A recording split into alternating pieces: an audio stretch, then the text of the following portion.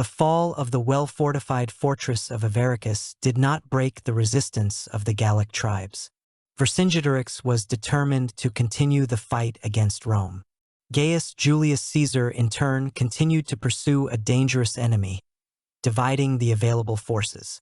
Legions of Titus Labienus besieged Lutetia, and Caesar himself blocked the fortress of Gergovia. Suddenly, on the side of Vercingetorix moved previously loyal to the Romans Gaulish tribes Aedui. Because of the resulting threat to their rear, Caesar was forced to retreat from Gergovia and Labienus from Lutetia. The Roman legions united at Agedincum, after which they turned south. At this time an all-Gallic Congress took place, at which the decision to fight against the Roman Republic to the end received universal support and approval. Vercingetorix, who retained his former status as supreme leader and commander-in-chief, attacked the Roman army on the march. Despite the suddenness of the attack, the Gauls were defeated and took refuge in Alesia, the capital of the Mandubian tribe. In late spring, Caesar's army set about laying siege to one of the most powerful Gaulish fortresses. The city was located on top of a high hill, bordered by the rivers Oz and Ozarene, tributaries of the river Lam. Only along the front it was possible to attack Alesia. From other sides the attack was hindered by the uneven landscape and many small and large hills. In addition, the Gauls dug around the eastern wall of the moat and poured earthen rampart. According to Caesar's data, in Alesia to the beginning of the siege was 80,000 people. This figure is undoubtedly overestimated at least twice. Caesar ordered to enclose Alesia solid blockade line total length of 11 miles. Behind this line was located Roman camp, to protect which erected 23 fortifications. Seeing the enemy's determination to take Alesia soon, Vercingetorix decided to break through with cavalry from the besieged fortress to return with reinforcements. Roman and Germanic cavalry repelled all attempts by the Gauls to break through the siege ring. Later, Vercingetorix managed to send his messengers to all the nearest Gallic communities for help. While the messengers of the Gallic leader gathered all men capable of bearing arms, Caesar's soldiers accelerated the pace of construction of fortifications and blockades. Here is how the proconsul himself tells about his siege engineering brainchild. Caesar ditched the ditch with steep walls, so that the width of its base was equal to the distance between the upper edges, and all other fortifications arranged behind this ditch. He made 2 ditches 5 meters wide and the same depth. Into the middle one, which was flat and low-lying, he drew water from the river. Behind it was built a dam and a rampart of 4 meters high, which was equipped with a barrier and teeth, and at the places of connection of the barrier with the rampart large slingshots were issued to make it difficult for the enemies to climb the rampart. The whole line of fortifications was girded with towers.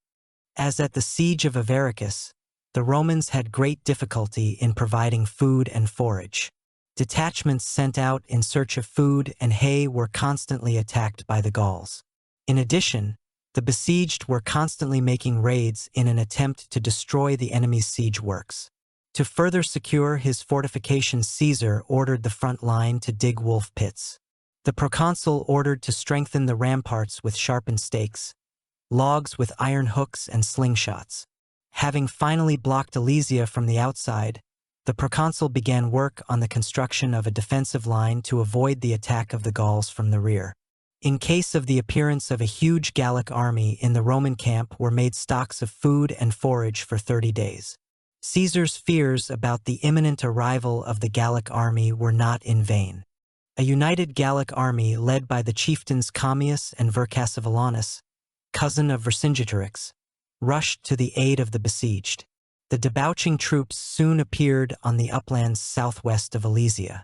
Considering the principle of manning the Gallic army, the difficulties of the general gathering of all the forces and their maintenance, it may be assumed that the communities which supported the revolt had the capacity to mobilize 250,000 men. But neither Vercingetorix nor his associates could simply manage such a mass of people.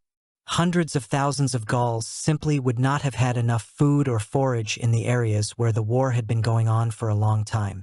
Caesar had 11 legions. The number of each of them did not exceed 4,000 people.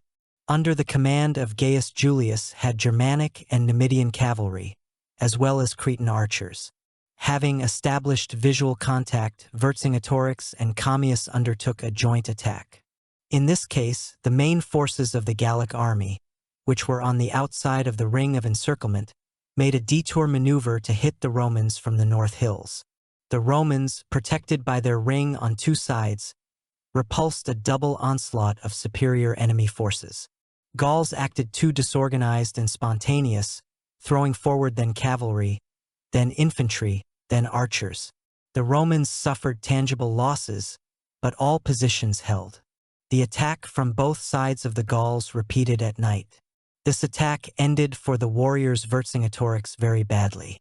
In the darkness, Gauls in droves fell into the wolf pits and stumbled on stakes, slings and hooks. On the second morning, Vercingetorix and Vercassivellan again led their soldiers to storm the Roman fortifications. This time the Gauls in several places broke into the interior of the Roman ring. They also managed to damage several towers and fill part of the moat. However, Caesar, in time to enter the battle his reserves to the most critical parts of the defense. The decisive counterattack he led personally, leading forward the best legion and selected cavalry. Gauls could not withstand the powerful attacks of the enemy and huge losses. Their spontaneous flight began. Vercassivellan was captured. Vercingetorix, with a small number of his soldiers, was able to hide in Alesia. Demoralized army Commia retreated from the city. At night, Caesar sends his cavalry to the camp of Commia. The Gauls were unable to repel the onslaught and turned to disorderly flight, scattering around the area. On the third day, realizing the futility of further resistance, the defenders of Alesia decided to surrender. According to Caesar, the prisoners were so many that each legionary received one slave.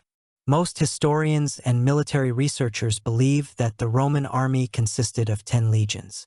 Thus, the number of captured Gauls, taking into account the Romans who had fallen at the siege and in previous battles, may have amounted to about 35,000 men.